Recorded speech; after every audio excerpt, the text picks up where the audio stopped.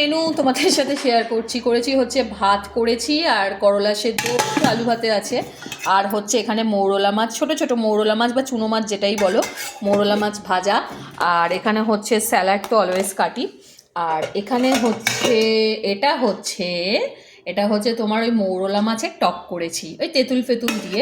এই রেসিপিটা আমি তুলেছি, রেসিপিটা আমি দেবো তাড়াতাড়ি। আর এখানে বানিয়েছি এখানে হচ্ছে মুসুরির ডাল করেছি পাতলা করে, এই যে পাতলা করে মুসুরির ডাল করেছি একদম। আর তারপরে এখানে এটা হচ্ছে আলু আর পেঁপে সেদ্ধ করেছিলাম, ওটা ভাতে দিয়েছিলাম, ওটা মেখেছি ভালো করে, আলাদা আলাদা করে মাখিনি, দুবার ধরে আলু আর পেঁপে একসাথেই মেখে নিয়েছি। আর লাস্টে এটা হচ্ছে মৃগেল মাছের ঝাল, মানে ওই রুই কাতলারি টাইপের, এটা হচ্ছে মৃগেল মাছ, ওই মৃগেল মাছের ঝাল করেছি ভালো করে ধনেপাতা দিয়ে। ব্যাস, আজকের আমাদের এটাই হচ্ছে মেনু দুপুরের।